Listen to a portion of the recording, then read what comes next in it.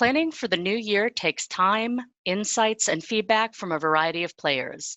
On today's AVSocial, we're going to talk about what goes into making a great editorial calendar, why you should be working on it now, and how to get key players in your company engaged. All that and more on this episode of AVSocial, the network for the AV industry.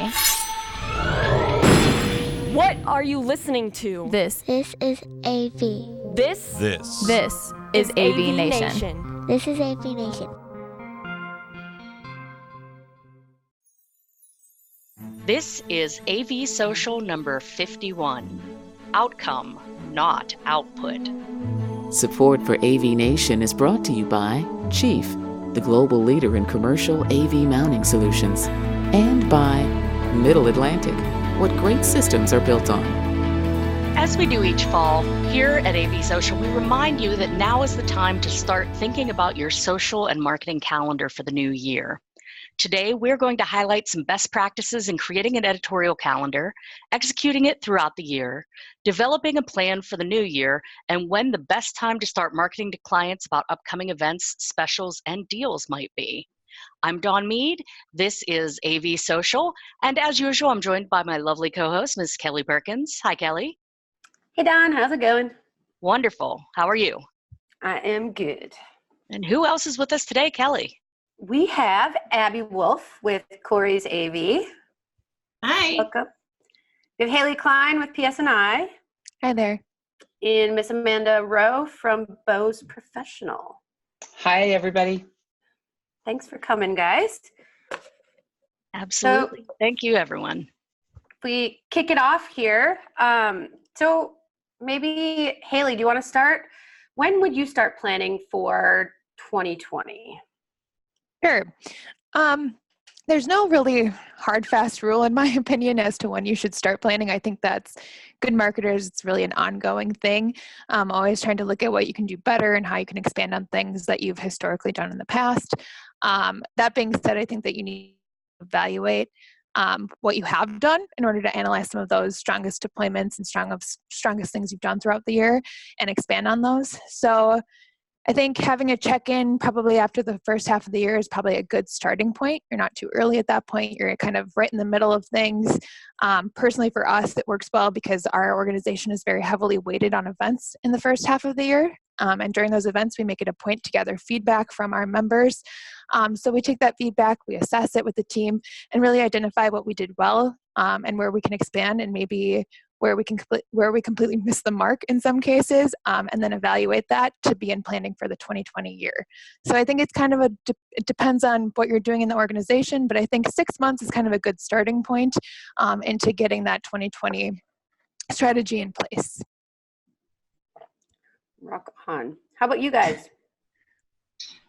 I like to align it with the organization's goals. So if we're setting goals, we typically do it in October. So I don't know if that's late as far as standards go for companies to start setting their goals for 2020 or the following year, but that's when we do it. And so in about October, I start aligning our editorial calendar with those goals to make sure that we're going to reach them and that we're aligned with what's happening in the company in 2020. I would agree. Depending upon what your financial year is, if your fiscal matches with your calendar, then it's a little bit easier just to say, yeah, end of October, beginning of October. But we're the same way. We look at about 4 to 5 months out, and we start having internal conversations, and then you determine what it is that the organization is focused on goal-wise, like Abby said, and you reiterate, like Haley said, what worked, what didn't, what did we completely miss the mark on, and then just make sure that you have those internal conversations where you can really start having some intelligent conversation around how to be better and learn from the successes that you have from that year you're coming out of. Amanda, you brought up a good point when you mentioned if your fiscal year aligns with your calendar year. And a lot of people do their planning based on their fiscal year. I know we have an integrator, a manufacturer, and an integrator group on the call today. I don't know what Corey AV's specialty is, but I know in the past, a lot of places I worked for had specialties within the AV integration world. Do you think there's value to aligning your calendar to your specialty? So say if you're primarily in the K through 12 or college market, maybe your calendar would begin, you know, at the end of school year so that you're ready for the next school year, or government, you know, buying year ends in September. So if you're working in the government sector, you know, does that play a role in planning? Definitely. I think that's the most important aspect to our editorial calendar, is knowing what our clients' years look like and what their schedule looks like. Because honestly, if you're trying to push out information and say you're targeting education and you're just sending out messages throughout the summer, nobody's hearing that. And then aligning with their budget years. You know, we start planning for right now when people are setting their budgets for next year. So we're sending out proposals and trying to get as many things out the door in preparation for them to be able to budget. So I think that's most important to us when looking at the editorial calendar, is what are our clients experiencing right now and how can we fit into that? Yeah, Great. totally agree. It does. There is a benefit to align, like Abby was saying, there's a benefit to aligning your efforts, your focus, your timing to the vertical or the individual organizations that you're trying to do business with, so that you are in that same stage in your preparation and you can react to things, that opportunities or a shift in focus within the market within the same time frame that they do, and you are potentially on that same budgetary distribution timetable that they would be on as well. Great. So as you start your plans, whether it's for the end of the calendar year or the beginning of the next year, how much flexibility should you kind of build in to those calendars for surprise events or cancellations, unplanned situations? You know, I know we want to have these calendars and we want to like adhere to them because it keeps us on track, because there's so much we could be doing. But you know, what sort of flexibility do you build into the calendar, or do you just wing it at times? I would love to know of any professional, you know, in our expertise, whether it's advertising, whether it's marketing communications, whether it's public relations specifically. You always have to have flexibility. I mean, I know, I see everybody's head nodding and stuff. Absolutely. You obviously have your underlying calendar for each quarter and down to each month. You have your, you know, any announcements that your organization is making, any opportunities to participate in trade shows or customer events along that line. But we all know that somewhere along there, we're going to need to be flexible to react to an opportunity or a shift, and have the appropriate budget, whether it's a bucket on your line item for your budget, or whether it's knowing that you have internal or even external resources that you can tap when you have to ramp up and everybody's busy. So. Right. Abby, Haley, anything to add there? I like to think of our editorial calendar as just a framework, and we kind of fill in from there. It's really important to me to leave at least half of the month kind of flexible, so that if something does roll in or we need to react to something in the industry, we can, rather than being kind of strapped to our own plan strictly, and kind of being, that's a part of the work we do anyway, is being able to adapt and ebb and flow. Right. And it's important in an editorial calendar as well. Yeah, I completely agree with what both Abby and Amanda said. I mean, you never really know what the trends are going to be in the industry, what, you know, is happening in the news that you can correlate something that you're actively doing, different geographies, et cetera. So it's just remaining flexible, I think, is very, very key to having a good strategy in place. You know, a lot of times we have just random things that come up. It's just life. That's everybody. So I think that just having some flexibility built in, whether that be that you literally build it out into your editorial calendar, or you just make sure that you are personally flexible, I think is just very, very key. Terrific. So what goes into that editorial calendar? You know, Abby mentioned a framework. You know, Amanda mentioned maybe putting in some buckets of flexible time or something like that. What is the basic minimum that you should put into an editorial calendar, and what do you wish yours had that it doesn't, or didn't have that it does? more time, more money. Yep. More time, more money. Aside from the obvious. Well, I can share that in the strategy and the plans that I've made, regardless of what organization I'm a part of, you have it broken down to across your marketing communications discipline. So you have your advertising, you have your events, you have your trade shows, you have your customer opportunities, you have your public relations, which covers not just the community that you're in, but also through the media and the analysts in the industry that you are in as well. And social media is key to that as well. I mean, we all know social media is such a huge part of the voice that we have with the communities that we talk to and the customers that we try and enrich their work lives with. So at a start, that's usually where I stand. And then as brainstorming with others and just brainstorming on what other peers are doing, adding that out and populating that out. And that naturally, for me, creates that framework that Abby was talking about. That framework have enough flexibility in it to opportunities and populate it out. Yeah, for me, I like to start with a target. If it's a target audience or a specific geography, like specific geography or areas that we'd like to target, whether it's a vertical, whatever it is, starting there and then filling in with industry events or different key points that we might be able to reach a larger audience that aligns with that target. That's kind of how we start out the editorial process. And then from there, fill in the specific content that gears to that target. Yep, completely agreed. Ours adds a little bit of an extra element into it in that we have a few different channels we focus on rather than a traditional end user. So we've got some internal communications, meaning our integrators, and then our external, meaning our end users. So we have kind of two different calendars going on as to what we're pushing out, exclusive events for integrators versus business opportunities with end users. So we've got a little bit of an added element to it, but exactly aligning those things together where they make sense is the most important for us. I wish we were a little more organized in it sometimes, but we have our little weekly check-in to see that we're not overdoing it with any particular audience or channel, what comes up a lot for us because there is so much going on, but yep, making the alignments where possible. Yeah, I mean, as far as an editorial calendar, at least in my experience, for me, it's a lifesaver because it keeps me on track. And like discussing the flexibility and what it doesn't have or does have, it's like there has to always be flexibility. But for me, I'm one of those people that I have to have a calendar or I will forget and not do it and procrastinate and I just go off the rails. So for me, it's more of definitely a check-in. Like I have to have it.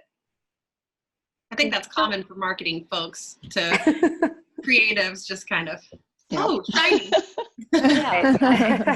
Which is something I was going to ask. I've in the past attempted editorial calendars when I was in a more marketing-centric role and inevitably would get distracted either, with the flexibility, something in the news happened or something in the industry happened, focus on that.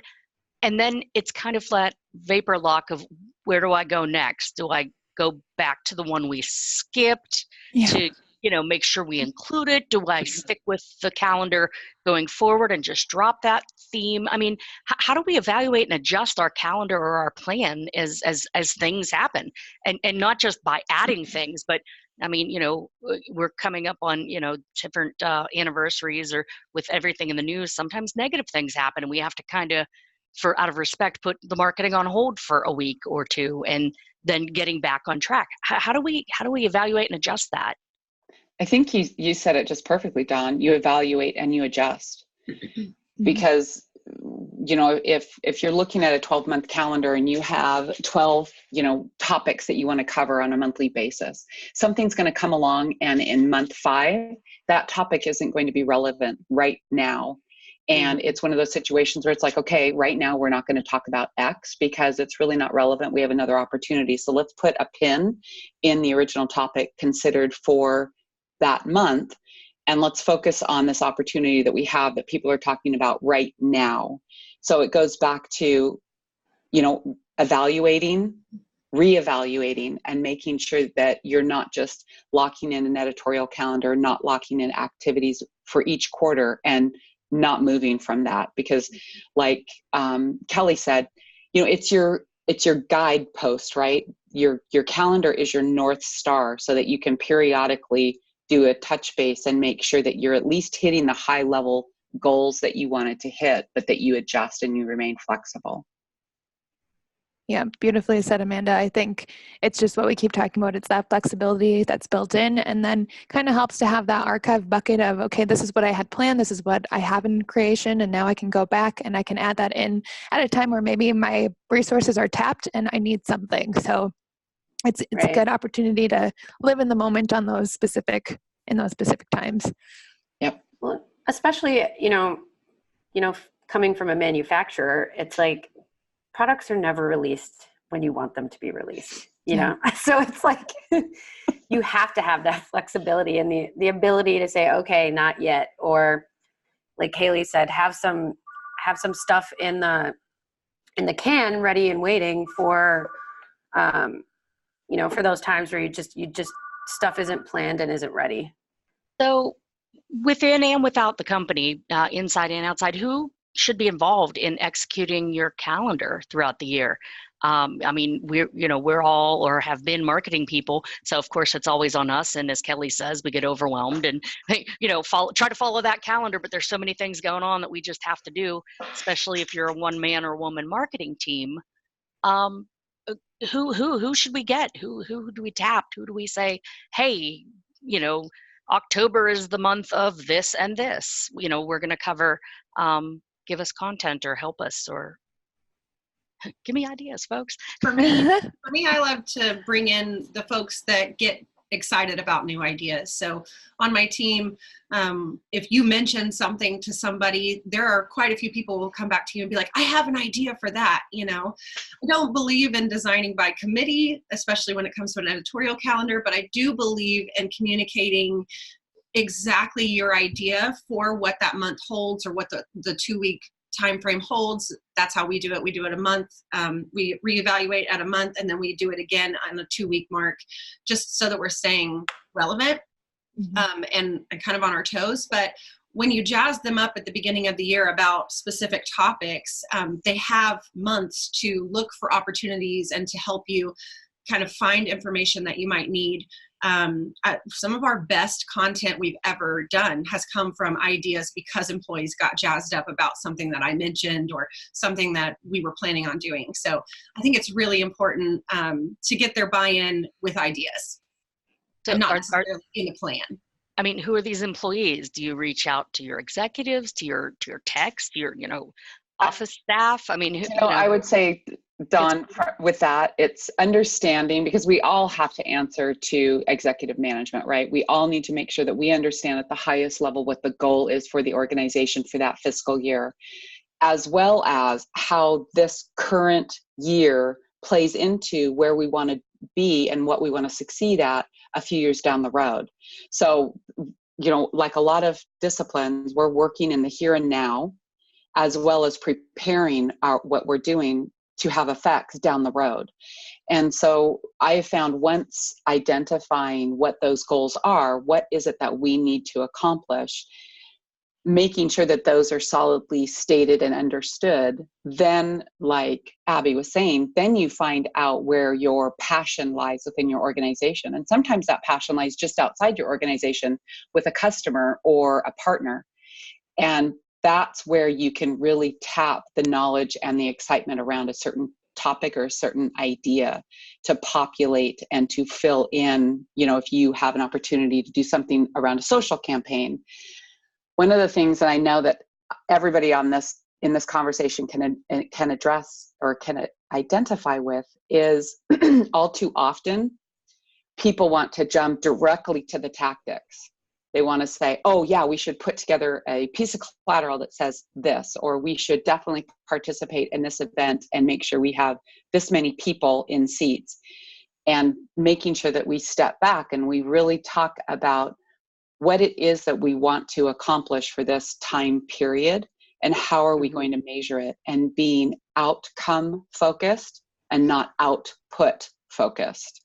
So I found in my experience when I ask them, now, are you talking about a specific output, or do we need to take a pause and talk about what is the outcome that we're looking for? What are we trying to achieve? And make sure that those expectations and that goal for achievement is aligned is significantly key as well. That's great.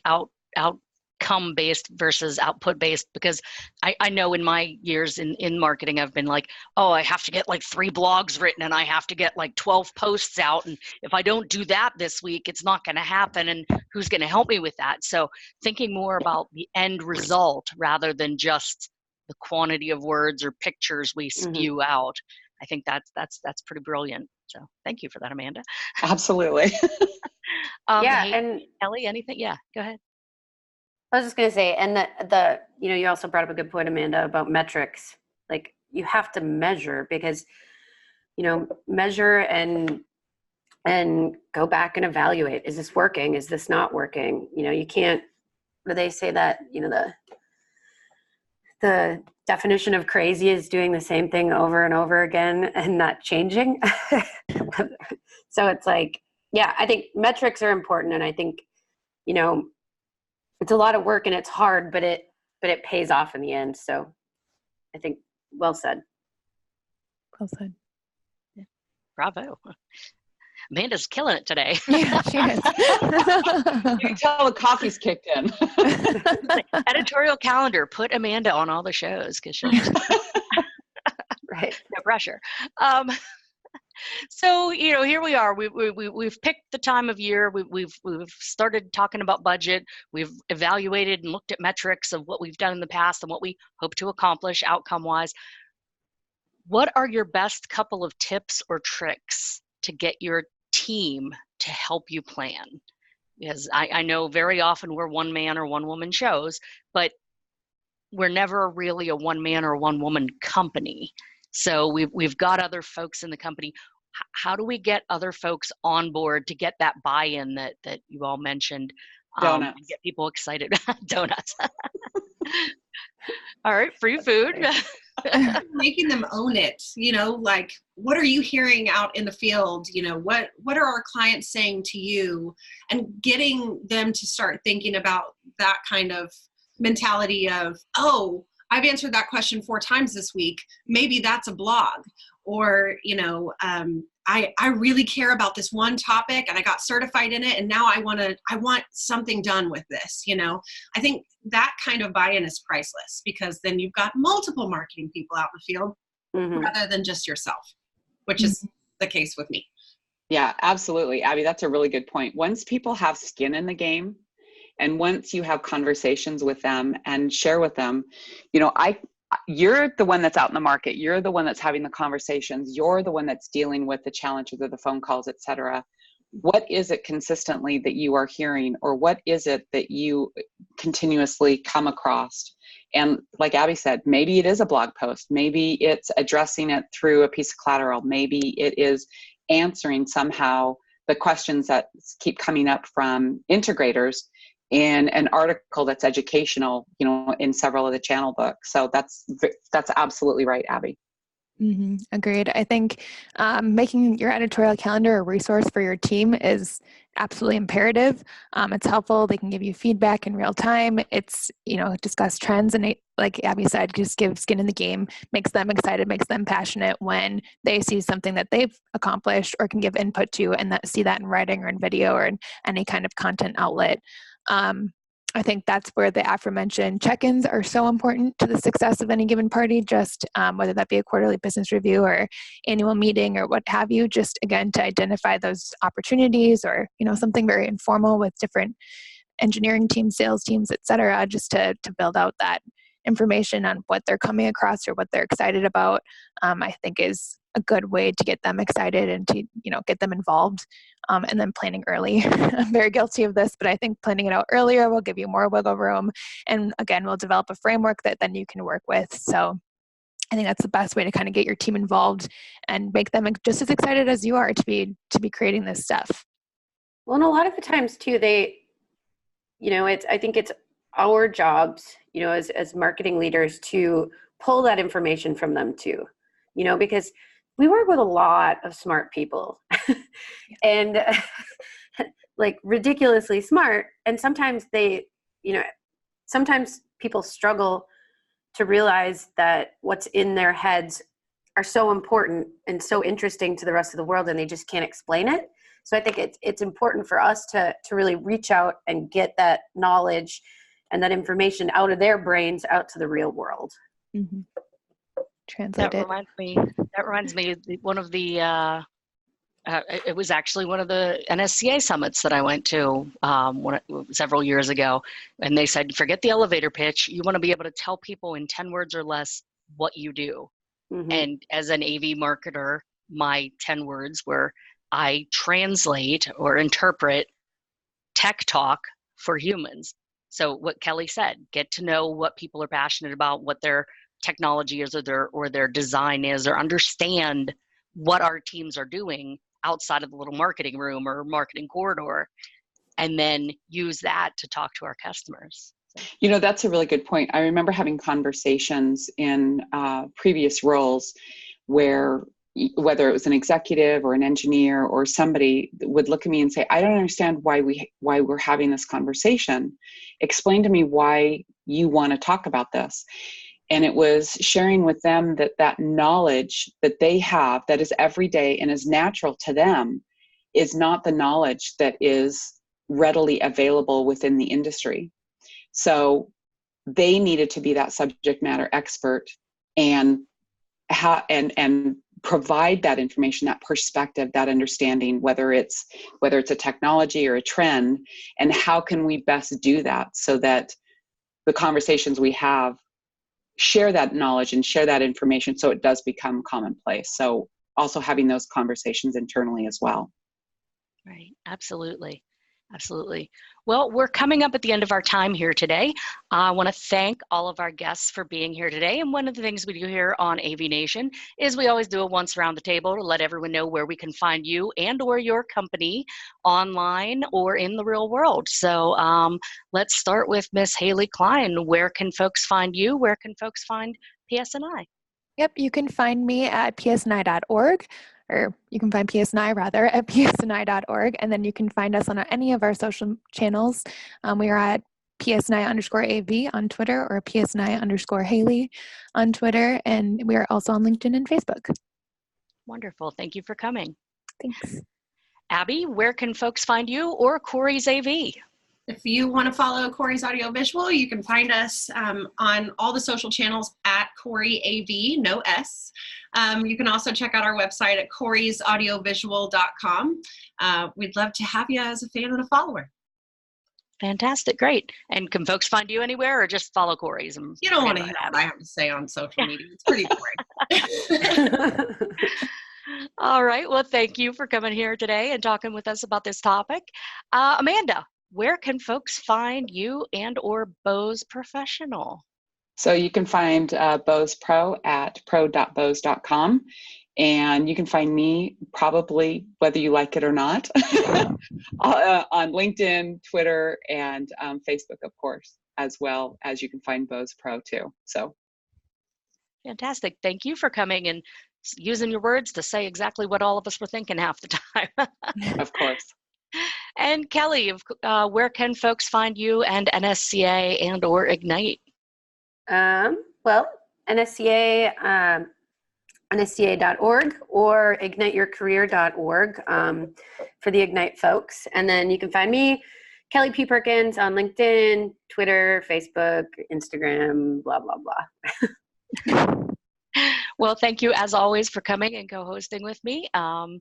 Of course, I'm Dawn Mead, AV Dawn. You can find me on Twitter, LinkedIn, most of the social networks as either Dawn Mead or AV Dawn.